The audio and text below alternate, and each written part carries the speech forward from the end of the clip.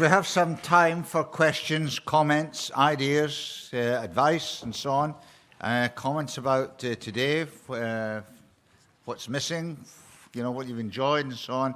This is a good chance for the last 15, 20 minutes or so to do all that and also ask questions of some of the speakers.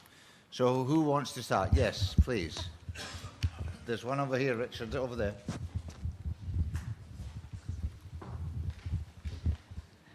We've heard some really wonderful things about studies that are so hopeful about how people get sick.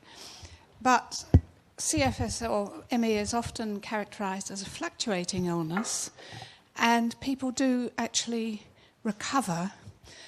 And I wonder if this way of collaboration will allow the kind of longitudinal study which may allow us to actually identify how people get better as well as how they get sick.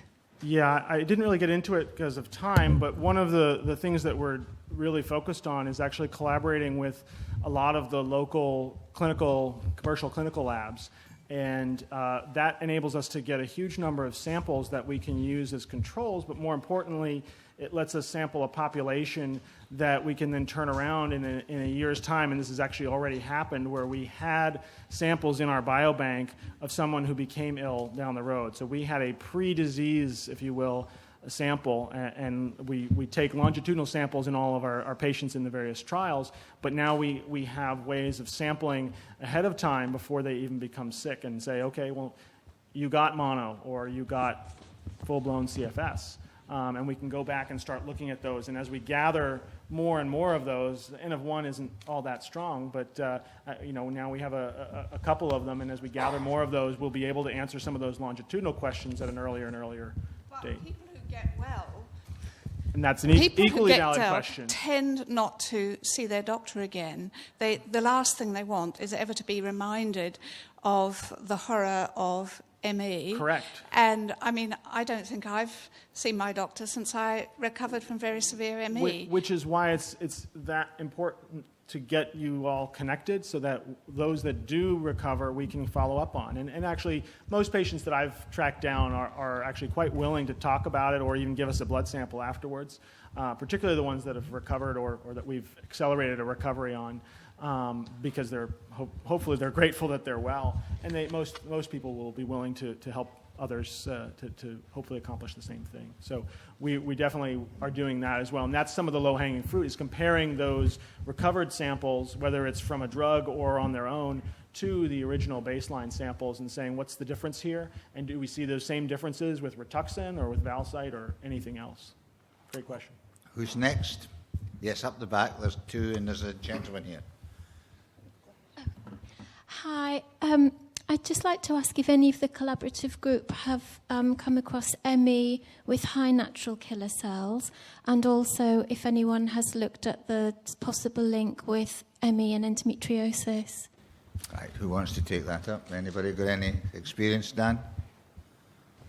I have one patient in the past 20 years that did develop natural killer cell leukemia. But I think out of the thousands and thousands of people that have been screened, that's an outlier and is not related to the syndrome. Yeah, I've had two, and we repeated both of them, and they were both lab errors. So, all right. I don't know about the endometriosis link, but there certainly seems to be a hormonal link. You want to come back? Yeah, there's supposed to be a link between apparently people with endometriosis. Not everyone with ME, chronic fatigue syndrome, has endometriosis, as in women, but apparently a large proportion of women with endometriosis have. Yeah, well, I mean, endometriosis is partially thought to be hormonally driven, and we certainly see hormonal derangements, particularly in a subset of women, and I don't think anyone understands the pathophysiology of that, but that's certainly something we're interested in looking at. We've talked a lot today about CD56. But in Lyme, they look at CD57. Could you explain why the difference between the two, or why 56 is looked at for ME and in HIV, and why 57 is looked at Lyme, or CD57 is for Lyme? I'm not aware actually that there are those kinds of standards for Lyme. I mean, I gave a talk at the ILADS meeting, which is the International Lyme Association, a couple of years ago, and basically pitched the same thing to them, and it was sort of not so well received. There were a lot of Lyme providers who were very entrenched in what they were doing and did not want to be told or did not even want to be evaluated in terms of how effective is any given therapy that they're doing. So I'm not sure that there's a lot of basis to that, and we're really only starting to get a handle on the NK cell function issue in CFS. So I don't know that we have a good answer to that. Okay, thank you. Yes, you have a question? I'm very interested in your talk. I just wondered what is being done to look more closely at the likely deficiencies in the endocrine system, particularly with regard to subclinical hypothyroidism and undetected pituitary hypoadrenalism, which can cause quite considerable problems, and if rectified, can, by appropriate treatment, can actually relieve major symptoms in ME in a significant number of patients, I believe. Yeah. Has anybody got any idea? I think that's an important area. We saw that already in the Valsite study, that many of the non-responders, and I think you all suggested that might have been an issue for some of your non-responders as well, that many of the non-responders actually had thyroid issues, and there were at least 3 clear patients where, in the Valsite experience, where they failed therapy the first time. They had been told to have their thyroid checked by their PCP, which they had not, but they had told us it was normal. And then when it was checked after their treatment failure, it was noted to be low. It was corrected, and after several months of corrected therapy, we retried them again on Valsite, and lo and behold, they became responders. And we had one patient who was a physician in training who's now practicing full-time and has had 2 children and is quite happy, and really the issue was the thyroid in that, yes. But it was the thyroid plus antiviral that actually made her better. I think it is important to realize that if there is an adrenal deficiency, there's bound to be a thyroid deficiency. Well, the two are very closely interlinked, and I think many GPs don't realize that. I think we can't really dig into any of those issues until we have a very broad study to do so, and it's about validation of biomarkers. And you can pick your biomarker, and I'm sure there's probably 10 others in the crowd out here that need to be looked at, but we need big numbers to do so. There's one up here. Yes. Thank you. I'm a paediatrician from Melbourne, Australia, and I first of all want to say how great it is to hear really good science coming into chronic fatigue. The second question I'd like to address to Indra. We've been running a program in Melbourne for 20 years with a multidisciplinary team with patients with chronic fatigue syndrome. We bring them into hospital for 4 weeks, and we take them every day from Monday to Friday, and we get to understand what they're going through. We take 4 at a time, and at the end of 4 weeks, we find that they make terrific progress and they manage themselves really well. Their chronic fatigue symptoms often improve quite substantially, and they get back into functioning at a much higher level that they were before they came in. I fight every year with the hospital because they want to stop it, because it costs so much money. We've published some papers on it that demonstrate its value, although there are some methodological difficulties in our studies. I'm interested to know if you or any other people in this organization have experience with that kind of approach, with a more intensive approach. You mean in patient rehabilitation? Yeah. No, we don't have this possibility. Our patients, they participate in outpatient rehabilitation. So they are coming, we have almost 6 months for the patient to be in the rehabilitation program, and this some interventions are done in groups, some interventions are done individually, but we look very much at this functioning profile, what we have to work particularly, which parts are not functioning. So unfortunately, but we hope maybe in autumn we will start a project with Pain Center at Karolinska Hospital with Professor Gunnar Olsson and Martin, who is a psychologist. So we hope maybe we can go to home-bound patients and do something, some kind of interventions, we don't know, but we want to particularly help this group, which are very, very ill, which cannot come to our assessment. These patients, we cannot participate in rehabilitation. So it will be, I hope maybe next year we can provide more data on the outcomes of our rehabilitation. We have too few patients to draw conclusions, but we see positive results. Thank you. Has anybody else got any comment in that arena? Yes, ma'am. Yeah. I just wanted to ask if you're doing genetic studies, if you're looking at the wider family of CFS sufferers, to look at the wider disease patterns in those families. It's quite marked in my family that there are some odd illnesses that seem to have suddenly appeared and are following down the generations now. Yeah, and again, that's one of the reasons for doing sort of the data repository approach. We certainly have families where there's entire families affected or various levels of generations, but then we also have lots of singleton cases, and we have cases where there's close contacts affected. So again, it absolutely, yep. And that's again part of the point for Open MedNet is to characterize those patients much more fully. So you can put in that full family history, you can put in your medication list, you can put in your contacts even. I'm a physiotherapist. I've got some experience of working with patients with ME. I was very appreciative of all the talks that have been done today, and it's been really enlightening, really, and I'll be taking this back to the team that I work in. I just wanted to share some of my experiences of working with patients with ME from a rehab point of view. My experiences are that alongside with ME, there are secondary deconditioning that happen because patients aren't as active, which can contribute to the disability they experience in the impairment, which is secondary to sort of deconditioning. And I find physiotherapeutic intervention, occupational therapy, can be extremely useful for patients in their own home setting with high level of disability. Could make a difference between them being bedbound to them being able to walk to the toilet. So it makes a huge difference. But what I find difficult is there isn't any guidance out there in terms of the role of therapy in ME sort of chronic fatigue syndrome management. And I find that difficult to justify to commissioners the role of physiotherapy in that. So I was just wondering whether there's any work planned looking at rehab and chronic fatigue syndrome, please. Does anybody have any experience of that in the audience, or any of the speakers have heard of it?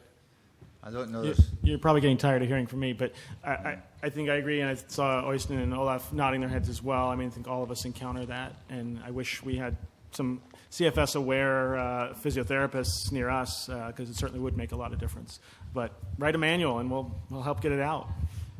Yes, up the back, there's someone, yeah. Yes, I'm a ME patient from Belgium, and I have the following problem.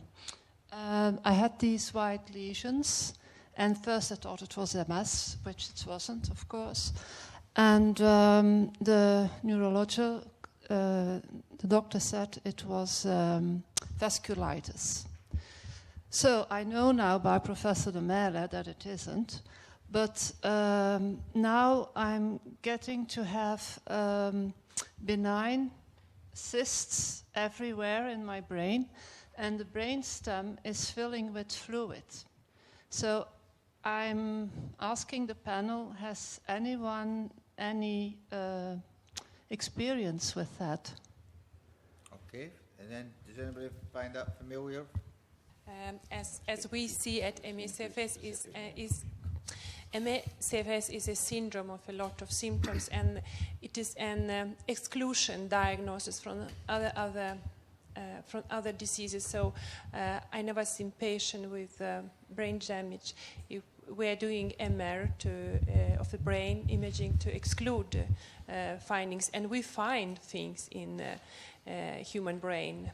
I mean, we find different things, so we exclude the patient as ME/CFS patient. So I don't know if you fulfill criteria for ME/CFS if you have changes in the brain. You can be sure I was selected by Professor de Merle, so I think he can, and he knows an ME patient when he sees one. But I seem to be one of those rare patients with this, with this phenomenon. Okay. I'm responding to the physio's request for other physio input. Right. I'm a physio with the Essex CFSME service, and we mostly treat people in clinics at various spots in Essex, so that no one is too far from a clinic. But also, my remit includes one home visit patient at a time, and we have had very good results with our home visit patients. Maybe you could have a chat together. Yeah. Yes, that. Somebody else? Yes, you, please. Thank you. Yes, ma'am. Yes, my name is Barbara Baumgartner-Ostheim. I'm leading the ME/CFS Center in Oslo. We have physiotherapists and occupational therapists, and what the physiotherapist mainly does with the ME patients is to teach them in relaxation techniques, so they get better relaxation when they try to relax and they have better sleep quality. Some ME patients who are about to recover need very light help to train without getting relapses and so on. And the occupational therapist is focusing on pacing and on energy economizing. Okay, then I have an answer to the person with the cysts in the brain. We often get findings in the MRI which the radiologists say it doesn't have any pathological impact, but we have seen at least 2 patients with cysts which are explained as from the neuroradiologists not having any pathological impact, but still they have the full ME picture. And as long as the cyst can't explain any other disease, I don't think it's an exclusion for having ME. Okay. There's a gentleman up there I promised next. Hi. Really a question about the rituximab studies. One of the limiting factors seems to be the cost of rituximab. Are there any negotiations going on with the producers of rituximab to try and bring the cost down at all? And the follow-up question to that is really, how long is rituximab under license for before a generic can be produced? We can get our hands on it, yeah. It's going off patent soon, so the price will certainly drop. And Olaf, I think, has... No. Yeah, I think it's about a year they have the patent. So we'll see, but they have a subcutaneous drug coming up in a year, of course. So they will have an advantage on the market. But of course that can open up for other producers to make the drug. So it probably will drop in price. Presently, the producer is not very interested in going down in price.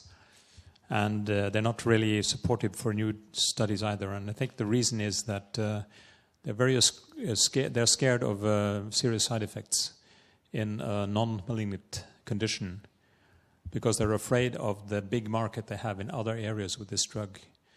If people get scared of using the drug in other areas, the total usage can go down and they lose money. It's just a cash thing for a company like this. Do you know who they are? Oh, yes. No, you do, but he doesn't. Tell him. Well, it's Roche. Okay, right. A gentleman here, sorry, and then a gentleman there, okay. And then I want to try and get some general ideas from you, maybe what we should be thinking about doing next year, perhaps. You know, whether you've enjoyed this kind of deliberation, whether you find it useful, informative, waste of space, whatever, you know. Yeah. I have a comment on the local multidisciplinary team. I'm in Oxfordshire, and we have a team there led by a GP, general practitioner with special interest, an OT and a physio. We used to have another OT, but she retired, and we have a part-time administrator. This team is under severe threat of being shut down or taken over by a consultant who was involved in the PACE trial. So we are fighting very strongly. This team works very well. that GP actually came to one of these conferences sponsored by our local local support group. Now, with the change in commissioning in the National Health Service, with GPs having more and more say in this, I have no idea what's going to happen. We don't know who to talk to, how to save this team that we've worked so hard to establish. And it's very effective.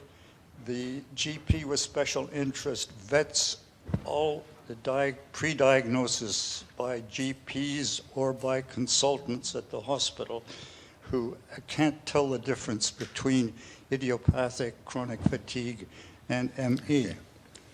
So I think a lot of the teams, similar teams in the country, have this similar problem.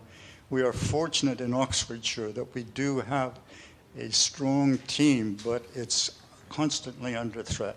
Okay. Thank you. I just want to comment, we're a very expensive multidisciplinary team and teamwork because a lot of time goes to conferences. We meet each other at the conference. For example, 1 hour we discuss all our findings together, and then 1 hour we discuss together with patients.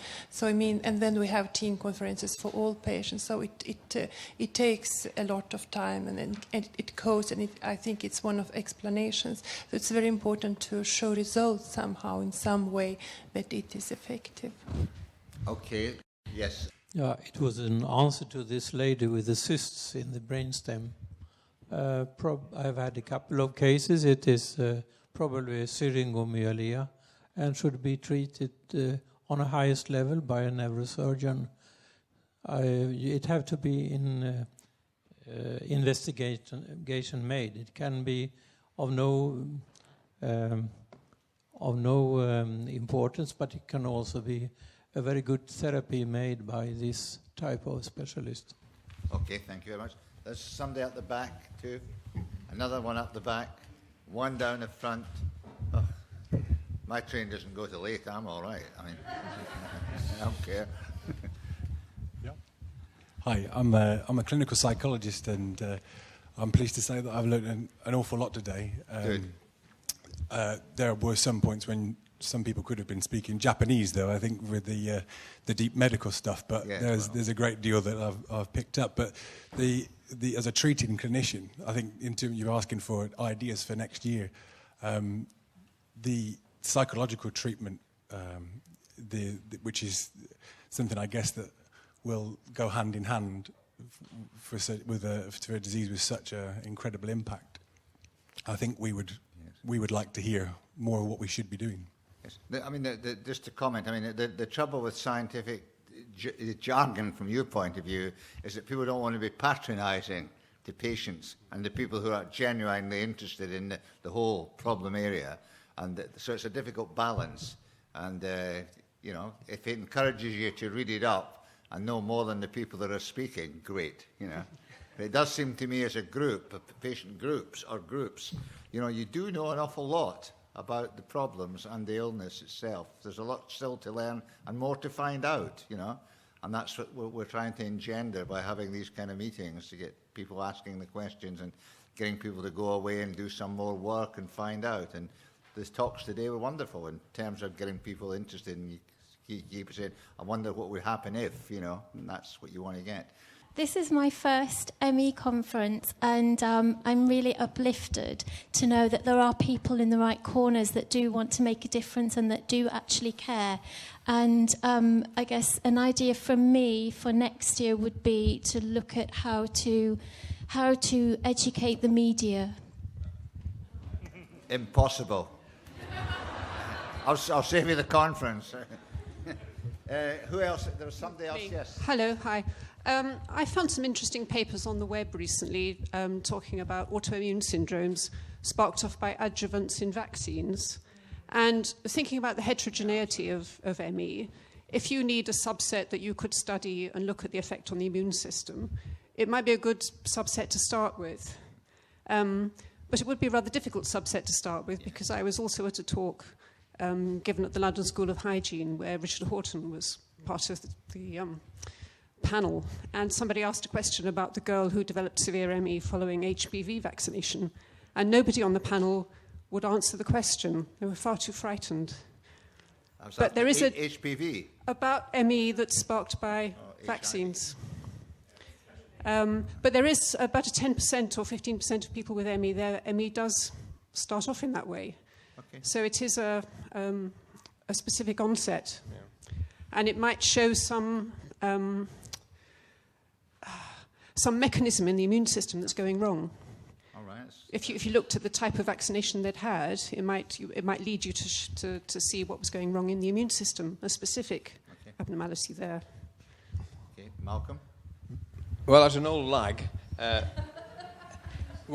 vaccine story is important, but the answer is already there. It's actually in the sick Gulf War veterans who were jabbed up massively.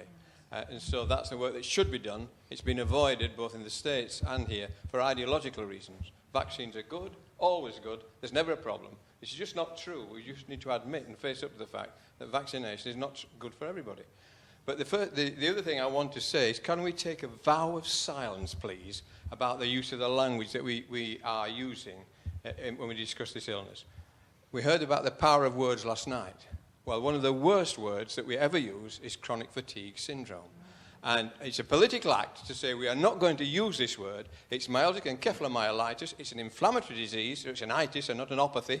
So we can get our terminology correct. So that when we speak to each other, we are saying the right things to one another. And those who are earwigging on us get the right information from us. So I would think if we could make a vow of silence, say we're going to talk about ME, not CFS, and not any sort of variant of that. Because the CFS story came in 1988, ME started in 1934, and there is some suggestion that it came back it originated in 1872. So this is a long, long history. And it was the Sykes who got in on the act in the 1970s, and they've tried to dominate it in a way that has destroyed both the lives of people and led to waste of money like the last PACE trial, which is a complete waste of money. Okay. Is there anybody else who wants to get something off their chest? There's two more, the gentleman there and the gentleman here, yes, since you've not spoken yet. I'm one of the rare things because I have a name, title in my job. It says I'm an ME specialist in the NHS, and that's a bit of a rare thing. I'm also staggered by the amount of GPs who still do not believe that this is a real illness. Yet, in spite of that, I've been referred 700 patients to my clinic in Scotland over the last few years. I'll agree with the woman who has said about the Department of Work and Pensions, who also don't believe in the condition. I'd spend one day a week pretty much trying to help people get their finances some assistance. I also work in specialist groups and specialist teams. But one of the questions I was wanting to put to Andreas with his Omnimed, is it possible to put groups or specialist societies in some way to collect the information that they find on the patients and submit that so that other groups and other organisations that help people with ME can have access to some of the results? Yeah, I think it all revolves around the state of that information and how it's been collected, but absolutely we do it all the time when we bring new groups in. We'll do a dump of their data or do periodic dumps from certain organizations. So it's certainly technically possible. It's just a question, it's more of an organizational and a political question to get the actual data there. But happy to take that offline. Thank you.